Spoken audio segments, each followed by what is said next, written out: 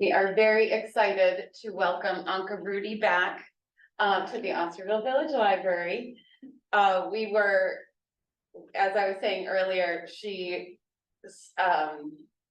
did a 3-part lecture series on the power of plants, and we asked her to continue her series because it was so well received, lots of compliments, and she thankfully said yes. So in perpetuity, we will have Anke Rudy with Power of Plants. I am so excited. She said no. And here we are, healthy through the holidays. Give it up for Anke. Thank you for coming. So today is just going to be very fun. We're just talking about the food and hopefully trying to inspire you to kind of make some healthier choices through this very tempting holiday season, because as we know, it's not just one day, you know, it's not just Thanksgiving, it's not just Christmas Day, it's kind of from now through the new year. It's just, there's a lot of events going on and parties and potlucks and strolls and all the rest of it. So there is a lot of food out there that is going to be very tempting, and some of it is not very good for you. So I'm going to try to inspire you to maybe make some switches, or just try to focus kind of more on the vegetables and the healthier options going through the holidays. So just again, to kind of tell you what I've brought today, I use this recipe book. Here it is. So this book, it's called Plant Pure Nation Cookbook. And if you haven't seen it, there's a wonderful documentary called Plant Pure Nation. I recommend it. I've actually put together a list of movies and books and websites, which the library will hopefully share with everybody. If not, you can leave your email and I will gladly email it to you. So this book was put together by Kim Campbell, who is the daughter-in-law of Colin Campbell, who wrote the China Study, and her cookbooks are excellent. This is the first time I've tried these recipes. So the chickpea salad has, it's just canned chickpeas, carrot, onion, celery. It calls for parsley, but I just substituted kale because it's very easy just to kind of work with what you have in your fridge. You know, if you don't have one herb, just use something else. And some tahini dressing. I added some lime juice. So that was very easy to throw together, and you can improvise. You can add more of what you like. There are some cranberries in it. That's my holiday touch, the cranberries and the chickpea salad. But you know, it's nice and light. You could put it in a pita bread, you know, with some salad. You could just eat it on a lettuce leaf. You could eat it with crackers. I had some for lunch over some kale. So it's very versatile, easy to make. You know, you can keep it in the fridge for a couple of days. So that's a great thing if you're going to a Thanksgiving dinner. That's a really nice, healthy side to bring, something different. And then the cake, or pie rather, is a no-bake chocolate pumpkin pie. And again, super easy to make. I don't really like baking, so I'm not very good with measuring. So this one was really easy. I doubled the amounts, and the recipe includes some semi-sweet chocolate chips. I use dark chocolate, plant-based chocolate chips. You can actually get them at all the major supermarkets now. I got them at Shaw's this morning. Unsweetened cocoa powder, a can of 100% pumpkin puree, maple syrup, cinnamon, nutmeg, a little salt, and then the date nut crust. The only ingredients are dates, walnut, a little vanilla extract, and coconut and cinnamon. Super easy. You just throw it in a blender. I added a little date syrup just to make it a little stickier, a little molasses, and molasses has wonderful nutrients in it. So everything in that is actually really good for you. You know, it's not just kind of yummy. It tastes really a little bit like chocolate mousse. And I also added some orange zest because I like orange and chocolate together. So that's super easy to make. You know, you just put it in the fridge. It kind of will harden a little bit the longer you put it in the fridge. But so those are just 2 really easy recipes I got out of this book. I have a few more recipe books over there, but there are just tons of fantastic recipe books that will inspire you, and you can look at them and then improvise, you know, make it your own. But lots of really great recipes out there. So that's what I brought today. And so how many of you are hosting Thanksgiving? Who's hosting? You're hosting? Yeah. Are you plant-based, or are you just trying to introduce a little bit more, plant-based? Okay, so let's see what my first slide is here.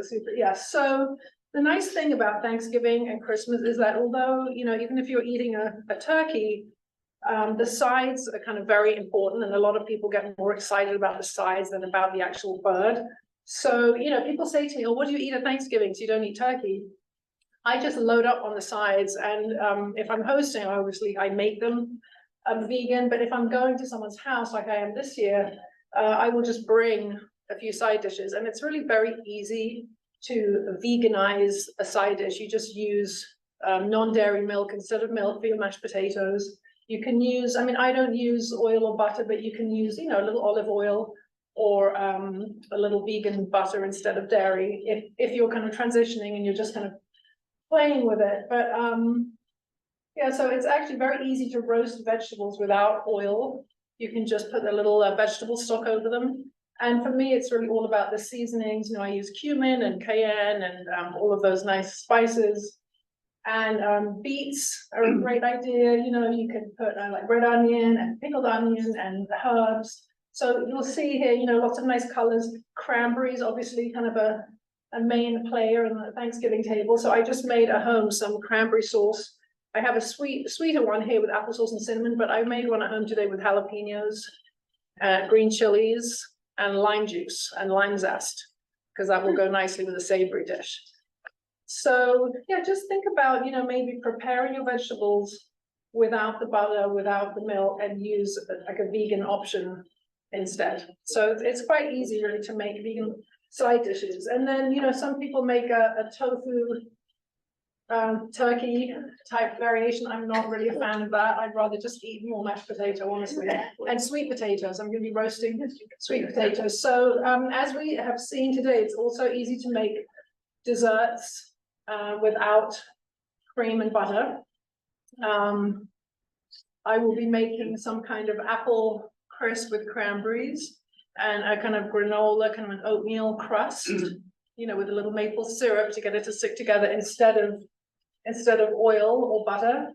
And flax seed can be mixed with water to make what's called a flax egg.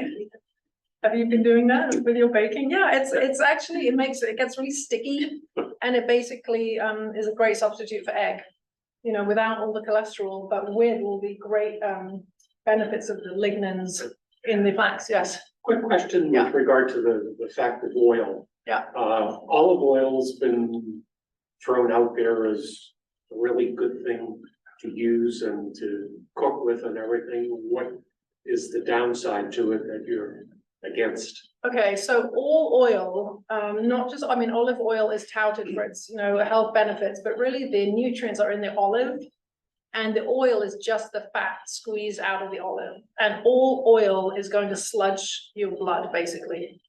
It's not good for your blood. And it is just fat. And the whole food plant-based way of eating, but you get your fat from whole foods rather than just the fat squeezed out. So it's very, very, very high. But you know, a tablespoon of oil is over 100 calories, and it's just fat. So it's not really, if you want to get the benefit from the olive oil, just eat a couple of olives a day, and you're getting the fiber and all the other nutrients. So olive oil, yes, it's been very well marketed and it's been very successful, but it's actually not necessary. And actually, that's the owl. The owl has something to say about that. So yes, so I mean, I haven't been cooking with oil for a couple of years, and I don't miss it at all. And now when I eat something in a restaurant with oil, it tastes really weird to me, like sticky and greasy. You need oil in the pan in order to get it so it doesn't stick and such. No, I don't use any oil at all. I just use vegetable stock or water. And a lot of the vegetables, you know, they release moisture themselves. Yeah, so I use a little soy sauce, you know, if I'm cooking Asian, or vegetable stock when I'm roasting vegetables. But yeah, it's, you know, it's one of those things. That was the last thing that I gave up. So when I started vegan, I didn't understand about the oil. I've just watched a lot of videos and read about it, and I now I've cut it out the last year and a half, and I don't miss it at all. But that's kind of, you know, that's a transition thing, and you know, it's a personal choice, but I don't miss it at all. Are there, if you had to pick one oil to use at the end, grapeseed or avocado? I don't olive- think any of them are, I mean, that, yes, I mean, the canola, there are some that are down the list, like palm oil and canola. So, if you really want to do an extra virgin olive oil or avocado oil, but, yes, you could down the road, see, just try cooking without them and see how it goes. Yes, and a lot of processed, even the vegan food. I mean, I don't know, have you come to one of these talks No, before? my wife has. So, yes, so what I always explain kind of close to the beginning of my talks is that there's a big difference between vegan food and whole food plant-based, because a lot of vegan food is very highly processed and will include a lot of oil and sugar. And the whole food plant-based, which is a bit of a mouthful, but that's how we kind of differentiate. The whole food plant-based, we try not to eat oil and sugar, and a lot of people cut out salt as well, people with high blood pressure. Vegan, during the holidays, I'll go and buy some. I mean, I miss yogurt a little bit, so I buy a plant-based yogurt. A Kite Hill is my favorite brand. But you can use, I haven't tried this yet, I have not that advanced, but you can use the liquid that chickpeas come in and whip them up into a kind of use them almost like egg whites. You can make meringues with them. So that's just something to think about. So, I probably will, vegan ice cream, it's technically plant-based, but it's full of oil and lots of sugar. So it's kind of a treat, but it's not a treat if you know that it's actually damaging your, microbiome and your blood. So anyway, for me, this is a treat now. This is like fresh fruit, berries, mango, strawberries. That is my new treat. And dates. I love date syrup. Did you make those pistachio oranges? No, but I'm going to make them Those this look week. so good. Those look so good. And those are on the, I took those from the Forks Over Knives website. Oh. And I believe they are, they probably have a little nut butter in them, but it's orange. So orange, rind, and pistachios, Forks Over Knives. We're going to try and look at that website in a little bit. The chocolate cake with the fruit, that's a vegan plant-based cake. I actually got that from one of those websites. Okay, so here are some of the challenges. And excuses sounds kind of a little rough, but I've gone through, the first couple of years I was doing this, I always made excuses. So the first challenge you will encounter, if you are actually plant-based and you go to an event where most people are not plant-based, you're going to find the people who, and I've had this happen to me as well, who say, oh, go on, just eat it today. Why can't you just make an exception, just eat this? And I'm so convinced of, the reasons, the health benefits of why I'm eating this way, that doesn't faze me anymore. Like that doesn't affect me anymore. So I just stand my ground and I say, this is just the way I eat and I feel great eating this way and I'm doing this for my health. So most people will back off. So you don't want to kind of get into a fight with anyone, especially not over Thanksgiving or Christmas, about why you're eating it. And hopefully you have friends who respect your decisions and your reasons for doing it. But there is definitely a lot of peer pressure. If everybody else is eating something, that you should eat it as well. But it's always a personal choice. So cultural reasons and traditions, we all have favorite dishes that we've eaten forever. But there are usually ways to veganize your favorite dishes. But are any of you plant-based at this time or trying to be? Have you actually been eating this way for a while, or when did Since I met you. Oh, really? So how has it been going? It's going really Oh, well. good. I was at a point of frustration. I was trying to change some things physically, and nothing was budging, no matter what I did. Mm-hmm. And I can't totally give up meat or a piece of chicken or a piece of turkey, but our shopping is very different. Oh, good. And we've switched milk, and it's going really well. And I found a few snacks Okay. that I was telling you about, Mhm. that are easy to keep around. Mhm. The sugar is pretty much gone out of our house. Wow. Are So there any replacement sugars that you're okay with? This is a question. Yeah, so my favorite sweetener now is date syrup. You mean like a granulated something to put in a Equal coffee? or Well, I mean, they say the stevia is natural, but I'm not. Truvia, Yeah. Looks like really mess up your I metabolism. don't think any of those, it might say plant-based on it, but those, I don't think any of those are really good for you. I mean, coconut sugar, date sugar. If you can find date sugar, it's a little harder to find, Okay, I haven't seen that. maybe at Whole Foods. Well, I have the online. date syrup. Yeah, yeah, Some of those things might be able to order on Amazon. yes, yes, you can Toast. try date sugar. So basically anything kind of as little processed, as little kind of bleached, like a dark sugar. maple syrup. Maple syrup's fine. Yeah, maple I've syrup's been fine, yeah. Yes. I've been using, applesauce. Yes, yeah, in baking. Yeah, well, he makes our homemade applesauce. Oh, very All right, nice. and so, yes, like the cookies that I made, Yeah, bananas, yeah, oatmeal, applesauce. Yeah. Lots of cinnamon. cinnamon, yeah, That sounds good. yes, They're, yeah, there's And the salad. applesauce is just for the apples, that's perfect. nothing else Yeah, added to it. apples are Right, great. there's Do you- no added Do you sugar. keep the skin on or not? No, I take the skin off. You take the skin off, okay. Who's Well, I his- make it for Thanksgiving and Yeah, other nice. holidays is usually the thing that I bring.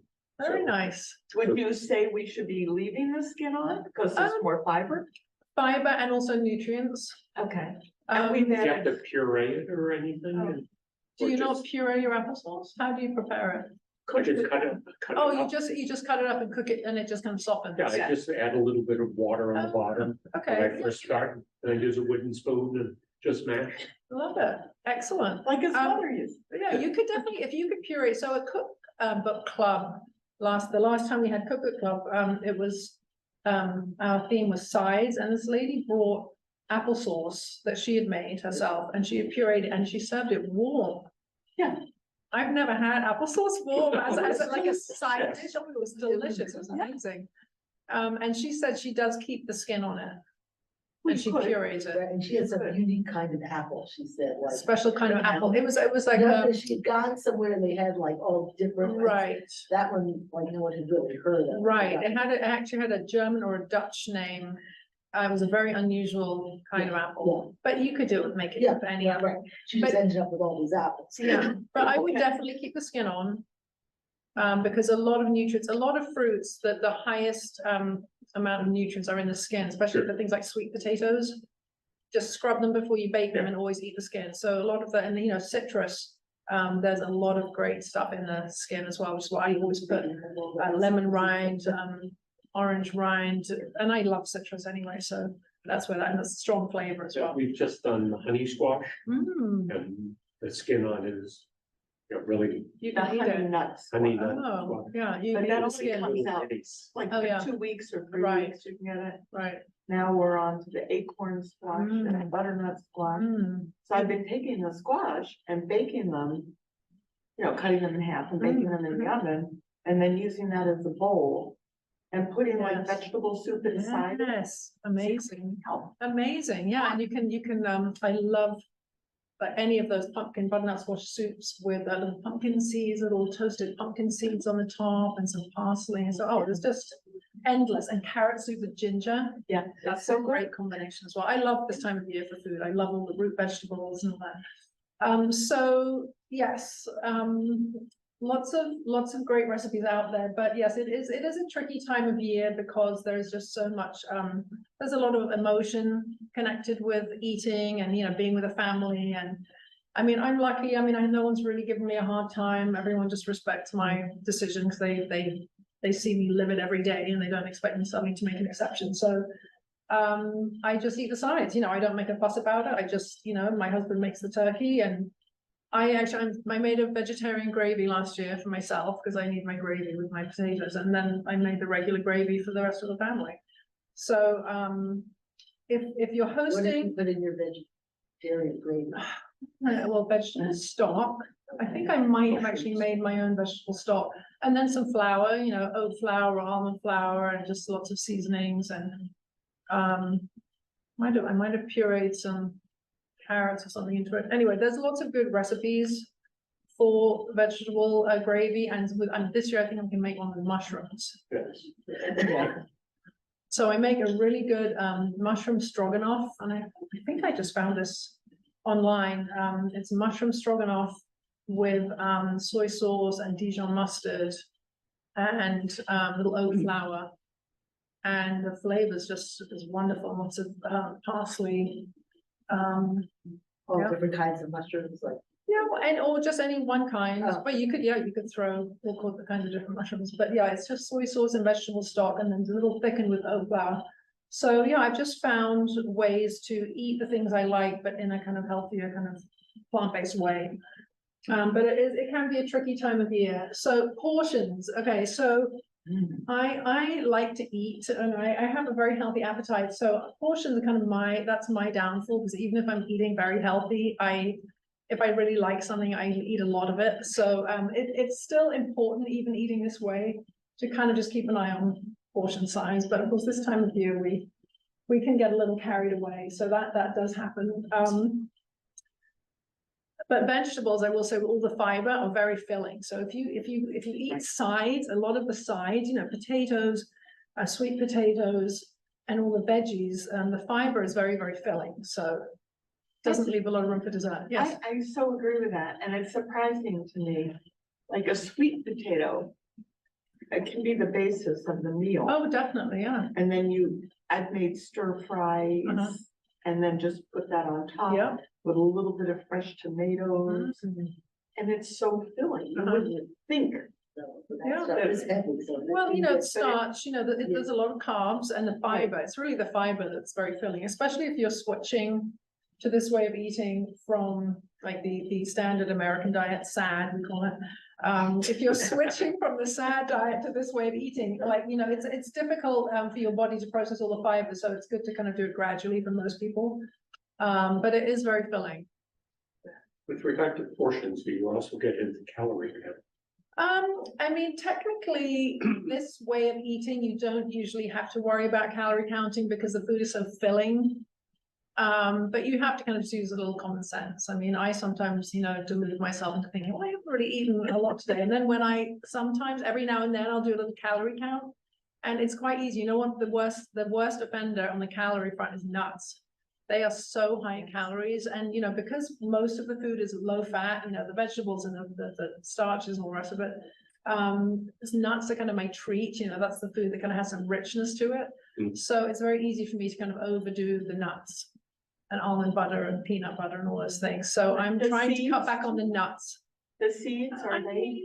Yes. Sunflower seeds. Yes, if you think about it, that seed is going to grow into a plant. So that's where all the nutrient, that's how I think of it now. That's like the root, that's where all that, the rest of the plant comes from. So it kind of makes sense that they have calories. And anyway, so yes, it's not really necessary to count calories unless you're really trying to lose weight, and really just do it every 2 weeks just to kind of give yourself an idea. Because when you eat, this way over time, you kind of get an idea of the calorie content of the food. And, I'm not one for kind of measuring out, you have a general sort of idea, like, roughly what a cup of brown rice has for calories, or a cup of farro, or a baked potato, just kind of have a rough idea. But there is an app that I used when my husband was trying to lose quite a substantial amount of weight, called Lose It. And you can scan the barcodes on your food, and it tells you how many calories for what portion size. That's a good way to track if you're interested in tracking. And it's a good thing to do from time to time, but I wouldn't do it every day. Have you talked about bread? Bread. Yeah, because I found this bread, Dave's Killer Bread. Yes. Actually like it. Yes. Exactly. Yep. That's It's- one of the better ones. Yeah, Yeah. and a piece of that with some avocado on it. Oh, yeah. is- That's very satisfying. Yeah. Yeah. it's Yeah. I great. always eat my bread in like twos, always have 2 slices. I just can't just have 1 slice of bread. I don't know what it They're is. small. They're small. But another bread, the kind of the Gold Star bread, that you can buy in stores, is the Ezekiel bread. Yeah. Like, And it's a little cardboardy. Yeah.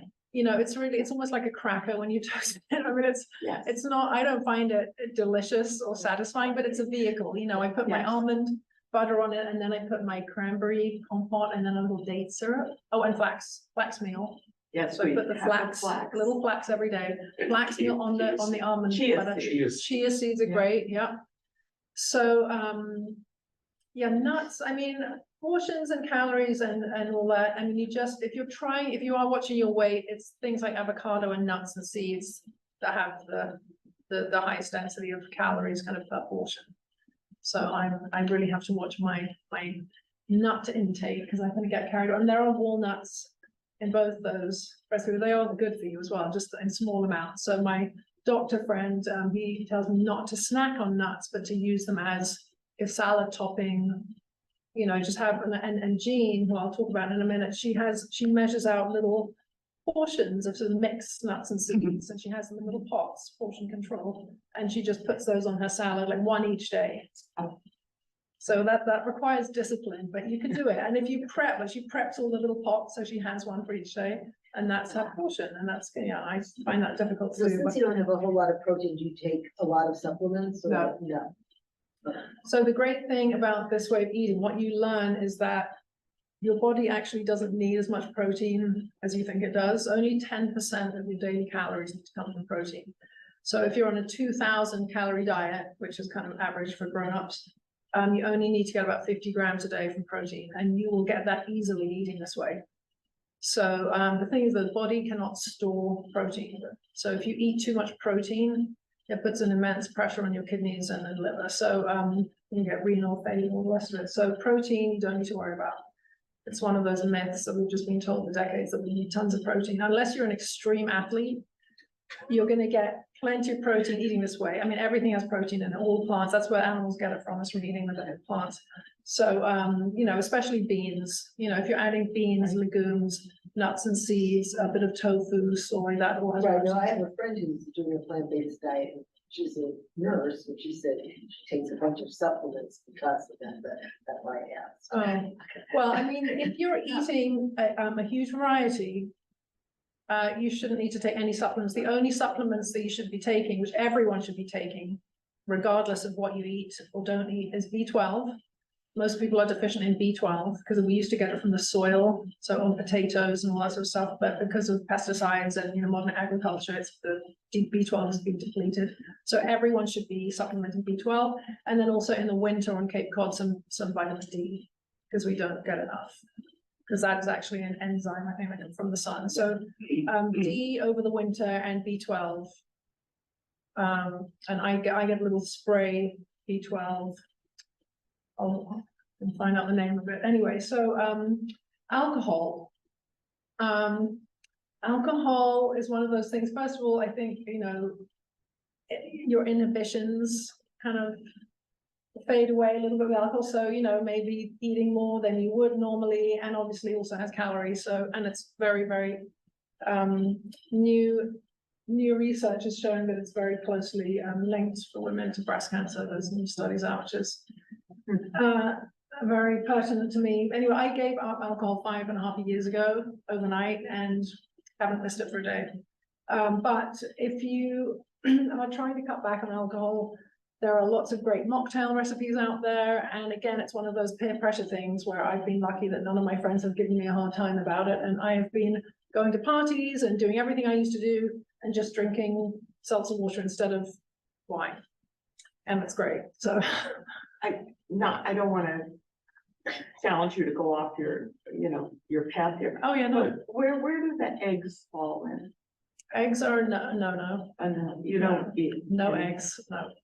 No eggs. I know, and that's one of those things, again, you know, it's just we're so used to it's such a well-established breakfast food, but it's animal protein, very high in cholesterol. Right.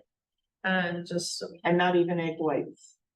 it's all the same, it's all animal protein, so Okay. no eggs. Again, you know, I tried, I think I had a picture of it one of the last presentations. I made tofu scramble, which I had not tried in 3 years because I thought it sounded really gross. And one day I just decided to try it because I was kind of getting a bit bored of having my toast with cranberries or my cereal or whatever, granola. So I made tofu scramble, and the turmeric turns the tofu yellow, so it looks like egg. And I had some spinach with it and some mushrooms and some nice toast, and it was fabulous. Loved it. The hot sauce, delicious. It was really good, and it took 5 minutes to make. It was so easy. Yeah. And it's so good for you. Anyway, so that was a yummy breakfast. So eggs, no. Tofu scramble, yes.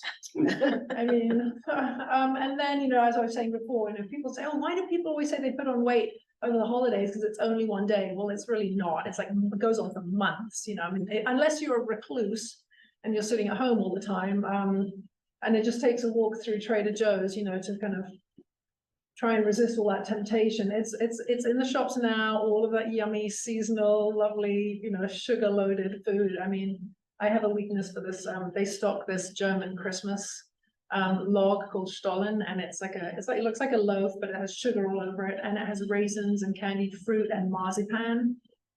It is technically vegan. I looked at the ingredients, but it has, you know, palm oil, and anyway, I did buy one. That's my weakness. It's vegan, but it's definitely not healthy, but that's my seasonal splurge. But yeah, it's difficult because there's just, you know, also like, you know, cookie swaps, and there's just all this food all over the place for 2 months. So, and then, you know, I'll do some extra exercise tomorrow. Cannot out exercise a bad diet. But I mean, walking is great, but you know, we just try and kind of keep an eye on portions, just try and make some healthy choices, load up on veggies and fiber, and cut back on the alcohol. Those are just suggestions. Yes. Is microwave popcorn without salt okay? But popcorn is a whole food. So yes, that's allowed. Yeah, as long as it's not drowned in butter, and you know, if you're watching your salt, then there are some, I think it's in Nature's Promise. There are some that are without oil. Anyway, somewhere I forget where I bought them, but you can get No salt or low salt. Yeah, Skinny pop is the one. yeah, just try and look for one that maybe without like bad oils and too much salt. But popcorn is fine. And you can put different spices on it. Have you heard of nutritional yeast? Nooch? Have you bought any of that yet? I think I bought it. That's kind of like a vegan thing. It's cheesy. It's kind of cheesy. It's yeast. It's like yellow flakes. I put it in my mushroom stroganoff. I put it in my pesto. It's like a Parmesan alternative. And that people like to put that on their popcorn just to give it a little flavor. So you could really, well, years and years ago, we used to buy big bags of just popcorn. It's the corn kernels. Oh, okay. Just the kernels. Yeah. Yeah, just the kernels, but doesn't pop as well. Put them in a pot with a little bit of oil. Yeah. Like a tablespoon of oil, and it popped the whole, the rest of the oil, the fizzing oil. Yeah, but have you tried doing it without oil? Like those, remember those air poppers you used to have, like, that you just put the kernels Right, and it had no oil and it came shooting out? Oh, Yeah. I'm sure the oil No, is but just they the might have flavor. I don't improved think it on affects the the Right, flavor, you does it? shoot it out and people- Well, I mean, we use the microwave now to Yeah. pop the popcorn. Okay. You don't need, as long as you have a bag or something, Something you to don't need contain it. anything else. Right, to yeah, you contain don't, it. you can Do you just like leave the out. nutritional yeast sprinkled on a popcorn? Yeah, Sure. well, Jean, who I'll talk about in a minute, has told me to get rid of my microwave. She doesn't like microwaves. Oh, Because they're very bad for you. So I don't have a microwave at home, much to the chagrin of my family. I don't make popcorn anymore, but She thinks that the microwave creates, Oh, the yes, It's harmful. yes. It gives off weight. Yes, yes, so she, Don't well, stand she in can front of talk it, to right? that, but anyway, again, that's just maybe I was, I don't know, too taken in by that, I don't know. I mean, I think my doctor friend, he actually still has a microwave, so maybe it's just making sure it's kind of not too old, or that it's working well, or maybe I don't know. I haven't done a lot of research into it, I kind of took her word for it, but so we do not own an air fryer, okay. but other people love it. Yes, so I now have an air fryer instead of a microwave. I I know the word toast- fryers in there, but can you do Oh. popcorn in there? Oh, Actually, I haven't tried that. But yeah, it's called an air fryer, but it's really just an mini oven. convection. Yes, and I obviously don't use oil, so I put my toast in there, I do vegetables in there, you know, if I'm not doing a big batch, if I'm just doing a small batch, I'll use the air fryer. Potatoes come out really well in the air fryer. Yeah. Baked potatoes is faster than the regular oven, so if I just want to do a baked potato, I'll use the air fryer, because it's kind of a waste to turn on a hot oven and. Right, so For can you ages for it to use heat up. that just to heat something up? Yes, you can use it just for Yeah. heating, yep. Okay. I'm sure I don't use, half the functions. I mean, mine has like 20 different functions on it, like reheat and keep warm and broil and toast and bagel, you know, just one side and many different functions. So yeah, no, we love our air fryer. I think that was a COVID purchase, but we actually use it. We actually use it, and I got rid of it. It's taken the place of the microwave. Okay, so we already kind of touched on veganizing existing favorites. So you can switch out the dairy and instead substitute with plant milk. There is vegan butter, you know, that earth balance. I mean, it is oil. It's not really, I don't use it, but my husband's kind of transitioning, so he's still using the sort of vegan butter option. Instead of eggs, you can bake with applesauce or make a flax egg just with flax seed and water. So, you know, even if you are looking at a recipe, a vegan recipe that has oil, a baking recipe, I just substitute a flax egg or applesauce. Prunes, good too. Prunes. Oh yeah. Yeah. Prunes and date syrup are great as well. Anything that will kind of help stick everything together. So molasses I've used as well in baking is great. There is a lot of non-dairy ice cream available in the supermarkets. It is loaded with oil and sugar, but it's fine for a treat. It's still better for you than dairy. And then using veggie broth instead of chicken broth. There are a lot of great recipes out there. I use Pinterest a lot because I will just search whatever ingredients I want to cook with. I'll just pop in, you know, mushroom stroganoff vegan, and then thousands of recipes pop up. So that's a great place to search recipes. Forks over knives, every single recipe on there is going to be plant-based with no oil and no sugar and no salt, because that's how they roll. That's very kind of the founders of the whole movement, if you will. And they have recipe book as well. There's probably many more at this point, but this was one of the first ones, the Forks Over Knives recipe book, and it has some great information in the front as well. There's some nice recipes, tips for transitioning, snack ideas, sauces, dips, all kinds of great stuff in there. And yeah, vegan pastry. So a lot of the vegan desserts are loaded with sugar. If you go to like a vegan bakery, you know, don't always think that vegan is going to be healthy, because as we were saying earlier, there's a lot of vegan food that is, yes, it's not animal products, but it's loaded with all sorts of additives and sugar and oil that is not necessarily good for you. And the, you know, the tofu turkey, not my favorite, but I went to the, let me see what the next picture is, if it's on the next, oh, so here are some mocktails. You can make some very fun, colorful, nice mocktails with juices and mint and seltzer water. Yeah, just choose, you know, I happen to like pomegranate and cranberry and all those red berries, but you could do a, you know, just a mint and lime, like a mojito, like a fake mojito. And for people who might be thinking of giving you a hard time, honestly, if you have something that looks like a cocktail in your glass, no one's going to say, why aren't you drinking? What's wrong with you?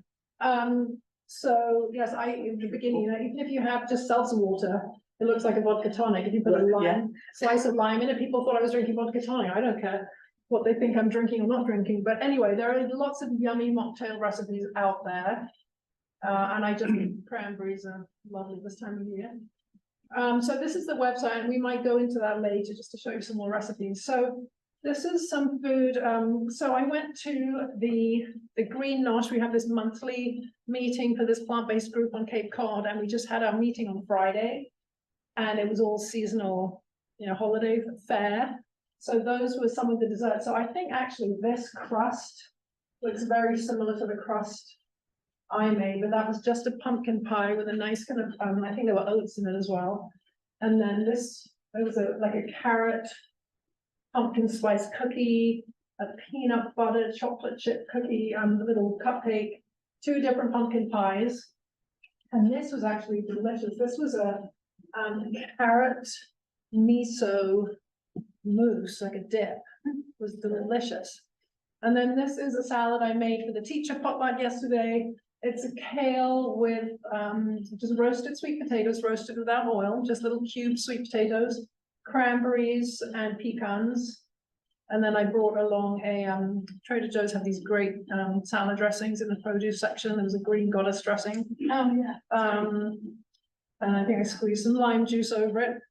Always add a little citrus to your greens because it helps with the absorption of the vitamins. Dark chocolate is okay. Dark chocolate, yeah, yeah. I mean, there is officially vegan, but if you're eating something that's 70 or 80% cocoa, there's no dairy in it. I mean, I always check the label on the bag, but usually dark chocolate is Yeah, good. so Trader Joe's has pound plus bar, Oh, yes. 75% okay, cocoa. yeah.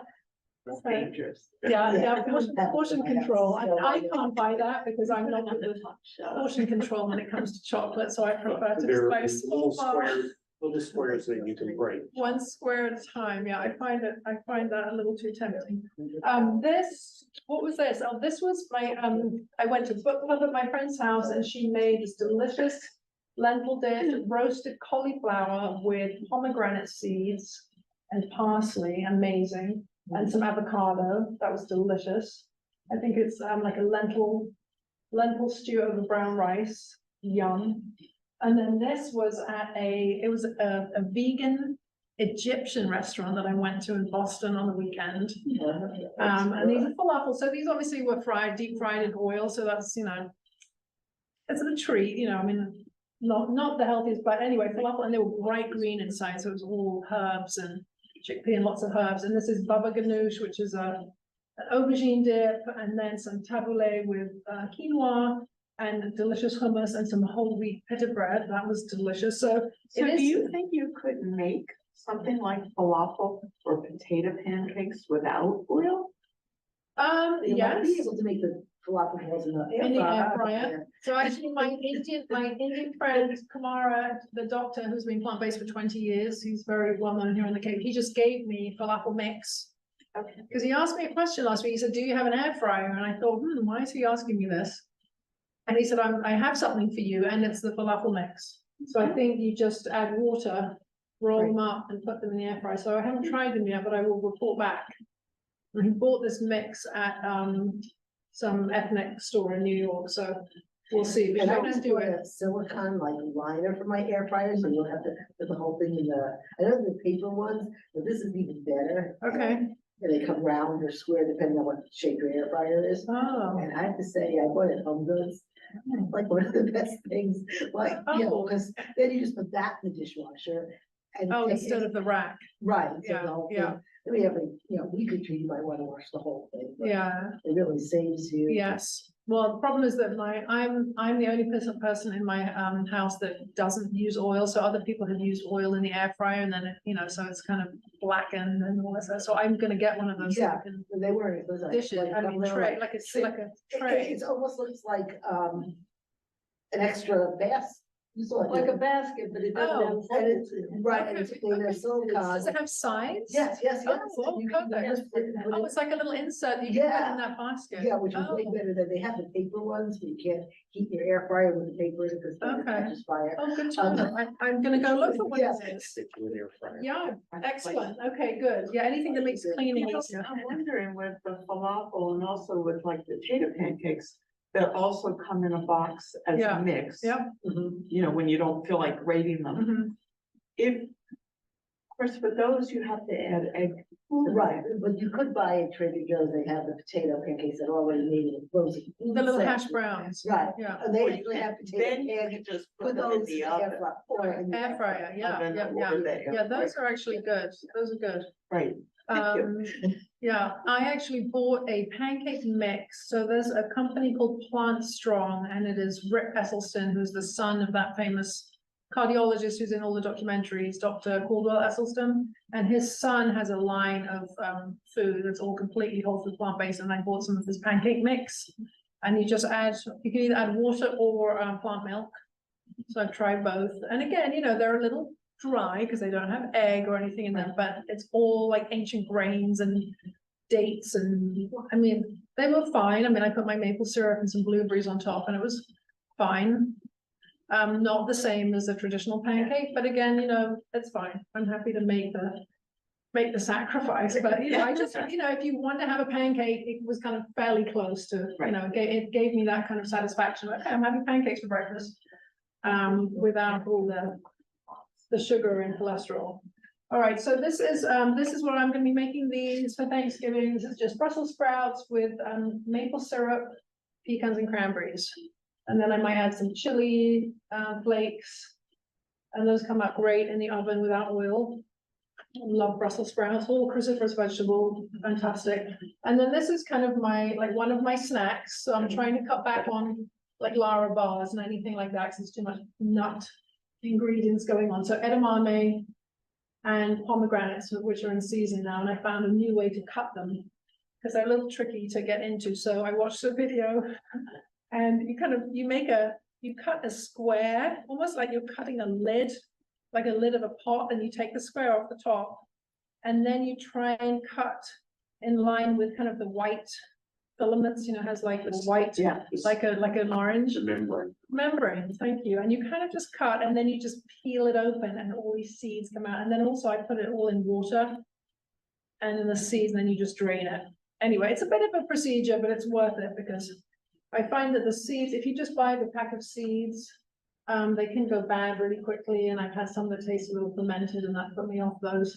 So I prefer just buying the whole thing and peeling the seeds out. It's actually quite satisfying. As far as the edamame, buying it in the shell versus already pre-shelled, is there any value in having the shell with it? I don't think so. I mean, my whole family just enjoys popping them. It's more of a kind of a satisfaction thing. It doesn't make any difference nutritionally. It's still the same thing. But just making sure that they are either organic or just non-GMO. Everything at Trader Joe's that has the Trader Joe's name on it is non-GMO. So I just buy them at Trader Joe's. Yeah, but those are great. Because Trader Joe's has the packages, the already shelled. Yeah, I buy those sometimes. If I'm adding them to a salad or something, if I'm eating them as a snack, I buy them in the pot. Right. Why is GMO bad? Why is GMO banned? Genetically modified. It's genetically modified. I know what the words mean. Yes. Why is it bad? Well, it means it's being messed with and something is being changed, and so it's not natural anymore. Change for the better. I've never heard of GMO food being changed for the better. If you can find an example. Plants have been modified in order to make them resistant to insects. Yeah, Yes. I mean, that's a valid question. No, I mean, okay, I've only ever heard about GMO in a negative connotation, but well, so you're saying they've been genetically modified so that you don't have to add pesticides. Correct. Yeah, I still think once you're messing with nature, you're altering it, like not in a good way. Okay. I will do some research into that. But I'll have an answer for you next time. all of our agricultural products are genetically modified because going back thousands of years. Yes, like evolution We- wise, yes, we crossbred right. To, Unless you're picking wild blueberries or, Yeah. that's not very realistic, but, Yeah. yes, everything that's grown. Nectarines or fruit that were Right, caused by- blends, by right, modifying two plants right, that no, weren't the that's same. correct. Yeah, like a labradoodle. Yeah. Yes, Yeah. a blend, yeah, And we love our. But you also don't know what they modified, right. you don't know. They How don't it's say, done. oh, we did this because we don't want to use pesticides. Right. So, nothing wrong there. yeah, well, we don't really have the end. I'm an engineer by training, Oh, so yeah, you're so- to say that Question, because I've always just been told everywhere I've read, everything I know is that GMO is always bad, but no, that's a very valid question. I'm gonna ask my doctor friend about that, and I will do my own research as well. Yes, but in general, I mean, organic, we know is better because it hasn't been, hasn't had pesticides and used, but yeah, but GMO, I mean,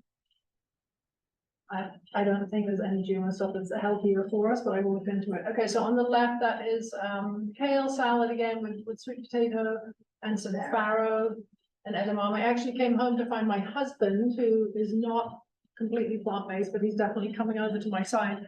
He was cooking farro with, well, we had some in the fridge. He heated it up and he had some tomatoes in there and some chilies and some spinach. And that's what he was making for his dinner when I came home yesterday. So I was very, very happy to see that.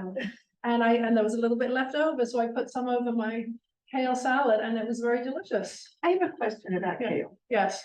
because I had the opportunity to have lunch at, Fisherman's Wharf. Fisherman's Wharf. Mhm. All right, and they had a kale salad. Mhm. It was out of this world, Mm. delicious. Wow. But I've also been served kale that's kind of bitter. Mhm. And what do you do anything to it to make sure that it's Less bitter. less bitter? Well, I've heard the term massage applied to kale, which kind of, I don't like that. Just the connotation, like massaging my food is kind of weird. Which was To me, kale. But you can, I think if you put lemon juice or a little oil or whatever to soften it and maybe take the bitterness out. I like the bitterness of kale, Oh, you do? so I Okay. haven't kind of had that Okay. I issue, but never talked to the chef to find out Find what out it how. was that he did. there are also different varieties. It's also a restaurant. They could have bought it in a bag. That was, Okay, I don't, yeah. No, you, Right, you there are have- bunches of different there are varieties, different even at Trader kinds. Joe's they have. right. So, and it could be just to do with the season or the soil, goodness knows, you know, there's probably Or 100 different Like things. how long? Like usually the younger something is, the less bitter it Right. is. more tender. So Right. it's like baby Baby kale Baby as kale, opposed to yeah. grown-up kale. Baby spinach. Yes. Yes, That's a no, good that's point. true. So they have baby kale at Trader Joe's, I know, and they have obviously baby spinaches everywhere, but yeah, that could have something to do. It could have been like a mature and bitter, it's bitter with age. Not like Like us, people. not like us. And No, then no, what do you no, no. do? I bought farro, but we haven't cooked it yet. Oh, so farro is just like rice. It is a wheat Okay. variety, so not good for the gluten-free people, but Okay. it's an ancient grain. The Romans used to eat it, gladiators used to eat it. And it has a really nice kind of nutty texture and flavor to it. And my husband has decided he prefers it to brown rice, and now I make farro all the time. And it's nice cold, you know, with salads. It's very versatile. Boil it. You just boil it, yeah. And actually, the one I have, I think it's like 10-minute boil. You just Yeah. boil it like Right, rice. I bought mine at Trader Joe's. Yeah. That's what we did. Yeah. And the directions are right on. Yeah, you just boil it just like rice. Vegetable oil, vegetable liquid You versus can use just stock. I just water. use water, but you can always just boil it and Well, however it would you give cook it your more rice. flavor. Mhm. If you put it in vegetable broth, it would flavor it a little bit. Yeah. Yeah.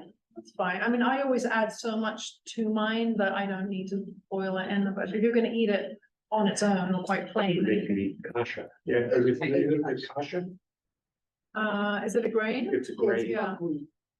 Uh-huh, okay, a buckwheat, Yeah, it's buckwheat. You Okay. put it into a fry pan first and you brown it. Hmm. And then you add water to it. And then I add mushrooms and onions Oh, yeah, and then bow ties. oh, nice. It's an ancient recipe called kasha mitvanishkis. Yes, it has noodles. Ooh, that sounds good. It's delicious. Delicious, and it's parsley. Whenever I hear mushrooms and onions, I always want to add parsley. So it's like, For sure it's not gonna be the way it was traditionally made, probably with chicken fat and all this other stuff in it. Yeah. the way you describe it, it sounds very healthy. So yeah, so I bought a bunch of, you know, that Bob's Red Mill, that huge section in Job Lot. I have a small section at Shaw's. And I think they have it at Whole Foods, but they have so many of the ancient grains like amaranth, and there's a couple of others. Kamut, I think, is another one. Some of them, one of them is really tiny, it kind of gets a little sticky, but I love the texture of farro. That's my favorite. Trader Joe's now has imitation pasta, which is brown rice and quinoa. Yeah, and Yes, I've seen the chickpea and- pasta. imitation, alternative, it's for the gluten-free people. Well, I mean, it looks like. Yes, little- oh, yeah. Little They pasta. also have my favorite imitation pasta is the yellow lentil and brown rice. And I've seen that, spaghetti. and I've seen the chickpea. They have a chickpea one, but sometimes the chickpea pasta I find gets a little mushy. Okay, that If you overcook it, you have to be really careful you don't overcook it, but the yellow lentil brown rice spaghetti is my favorite. Okay. Because it's easy to cook it al dente. I don't like mushy pasta, I like a little texture to it, and that one is really good. And my husband's boss, who's diabetic, he's type 1 diabetes, dude, and he was so happy to be introduced to that because he said he hadn't eaten pasta in years because he hadn't tried any of these other alternatives. And now I think they're probably buying all over my, in the faces of it, yeah, of the yellow lentil spaghetti, because he said he checks his blood sugar all the time, he said it hasn't spiked at all, like he can eat as much of it as he wants to spike his blood sugar, so that's great. This is a bowl that I ate at Kava in Derby Street, have you been there? No. Yeah, but I heard about it. It's Yes. wonderful. So next time Kava. you're on your way up to Boston, stop at Derby Street, it's called Kava. And, you know, you just go along the road, you can make your own bowl. Oh. Well, you tell them what you want in your bowl, and you choose your greens, so I choose the power greens or super greens, I think they're called. And they have, you know, kale and Brussels sprouts and, you know, and then they even added some extra arugula. And then you can choose your, you know, protein, you can have or rice or whatever, I had black lentils. And, they also have brown rice and sorts of other options, and then, Falafel balls. falafel. Yeah. And then, all the toppings, so pickled onions and jalapenos and, I mean, you know, you name it, olives, cucumber, tomato, and then all over the top is like a lemon tahini dressing without oil. So they have a lot of really good options there. I mean, they have meat there, it's not a vegan place, you can have whatever you want, but it's one of those places where it's kind of easy to pick the vegan options. We got it's already nearly 3 o'clock. It's just, And we'll, I'm gonna see if we needed help getting to the website. oh, yeah, no, we'll see how we go. We're good for now, thank you. So this is not an egg. This is cashew yogurt with hot sauce. And this is kind of what I eat for lunch most days. There's some brown rice, broccoli, or this kind of thing. I don't eat the same thing every day because, as we know, variety is important. But this is kale, steamed kale with some garlic and ginger, pickled red cabbage, which I get at Whole Foods. It's amazing. It's like a little sesame. It's called Chai Kitchen or something like that. So that's just throw it all in a bowl, a little hot sauce, and then, oh, this is the food. This was my plate at the Green Nosh potluck that I went to, this monthly meeting for the plant-based folks on Cape Cod. So this is, you know, mashed potato with mushroom gravy. Those are like candied squash with cinnamon, some kind of farro, lentil, kale salad. I brought sweet potatoes with hummus and pomegranate seeds. That's like a stuffed double baked potato with corn. And that was just kind of half of the selection. There was so much food there. You get the cashew yogurt at Whole Foods? I've tried a bunch of plant-based yogurts, and the only one I really like the texture of is one called Kite Hill. I've gotten their cream cheese and stuff. Yeah, they have it now at Market Basket Okay. and Whole Foods. So it's popping up all over the place, No, you but brought it to the lunch, to the. Yeah. It was good. No, yeah. I never had. Well, they have a vanilla one. They also have a Greek style one. I like that one because it's a bit thicker. But I don't like a lot of the other stuff because it's very gelatinous. Okay. But this is a cashew one, I think, and it's really good. There's another one called Forager. It's not bad. You can get that at Stop and Shop and Shaw's. So the non-dairy yogurt options are kind of popping up all over. This is how I cook my cranberries, usually with lots of cinnamon and orange or lemon and cinnamon sticks, and there's unsweetened applesauce as well. That's what that is over there. And then today I made a jalapeno version, which I'm taking to Thanksgiving. And then this is this is the yellow lentil spaghetti. Yeah, with tons of vegetables. As you can see, there's carrot, edamame, broccoli, red cabbage, scallions, yellow peppers, whatever you want. And it's all about the peanut dressing, and the peanut dressing is this similar dressing to the one. Did any of you have my Vietnamese rolls at one of the first talks? So the dressing, the dip is peanut butter, soy sauce, lime juice, ginger and garlic, and some date syrup. So I just make I just add water to make a dressing. And so that's yummy dressing, lots of lime juice, loads of flavor, very filling. Did you make that up I yourself? made that, yeah. The dressing? Yeah. Yeah. Yeah. Sounds good. Yeah. Oh, it's great with the little Vietnamese rolls. Have you seen those wrappers at the in the Asian section of the supermarket? You just soak them for 10-15 seconds. And I put tofu and cucumber, carrot, red cabbage. I'd add mango to that. Yes, oh yeah, add anything you want, anything exotic, fruit for sure. I mean, if you wrap it in one of those little rice wrappers and then you dip it into this peanut sauce, it's So unbelievable. it's peanut butter and soy sauce? Yep. Peanut butter, soy sauce, lime juice. I put a little garlic and ginger, and I buy those little trays at Trader Joe's, the little frozen garlic and ginger. Doro. You just pop out a couple of those, yep. And you could put some chili flakes in if you like spicy. And I never measure, I just kind of throw it all in and then just kind of to taste, you know, whatever you like the Peanut most. butter, soy sauce, garlic, ginger, Date chili. syrup, Date syrup. Add thyme. yes, yeah. I mean, there's a lot of Asian That sounds great. food. And you can add a little, you can thin it with water to get the right consistency. You can also add a little rice vinegar. Just, you know, mine comes out a little different every time, so I don't really have a recipe, I'm just gonna throw it all in. Here are these dates, which I'm going to make this week. I think there's some kind of nut butter, pistachios and orange rind. Those look really good. I think that looks like an almond. But I'm definitely gonna be making those this week, because dates are one of my favorite treats. You can also put dark chocolate, just almond butter, and a little dark chocolate and a pecan nut. Unbelievable, so delicious. You can put them in the freezer. People like to do that. True, then you can just take the- Okay, so just more food. This is kind of this is what I took to the potluck last week. This is just roasted sweet potatoes. And then I made a kind of hummus, tahini, lemon with pomegranate. drizzle, and then I threw some pomegranate seeds and some cilantro over the top. This is a Dave's Killer Bread cinnamon raisin bagel with some of my cranberry compote and date syrup. And then on the end is this is a really good cream cheese because it's actually oil free, and I found that at Market Basket. And so that's just sourdough with a little cream cheese and cilantro and hot sauce. So, you know, it's if you're not gluten free, it's quite easy to find breads that are. I don't think I realized Dave's had bagels. Yep. I Yeah, never- muffins and bagels, and I think I got those at Star Market. Okay.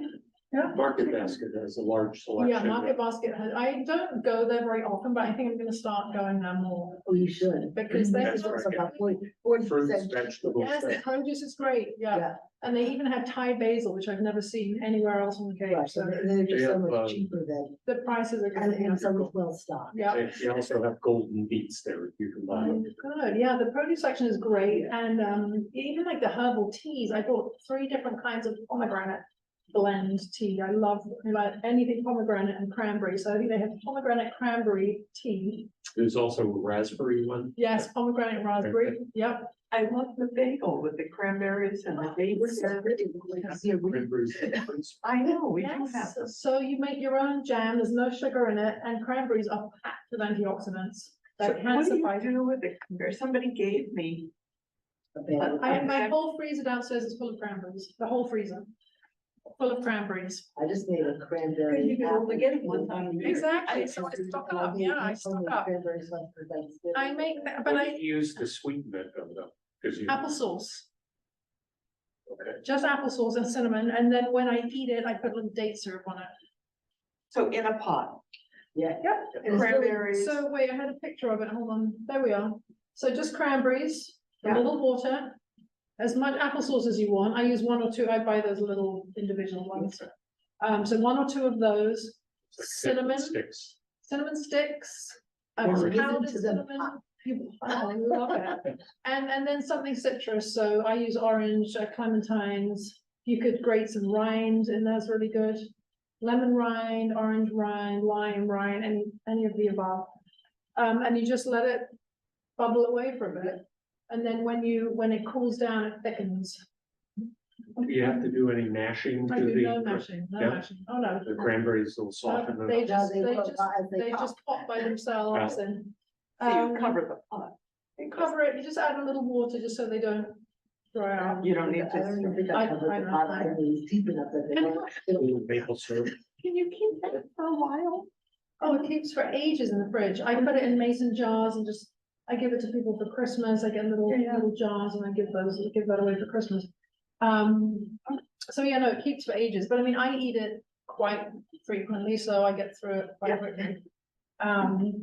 But, you know, that's a great way to get, you know, your antioxidants, fiber, you've got the citrus, you've got the cinnamon, and this is all good for you, and applesauce. Especially if it's homemade applesauce, even better. Right. Even better. I'm gonna start making my own applesauce with rind. Yeah, so there are the dates. Oh, and that's it. There we are. Yeah, so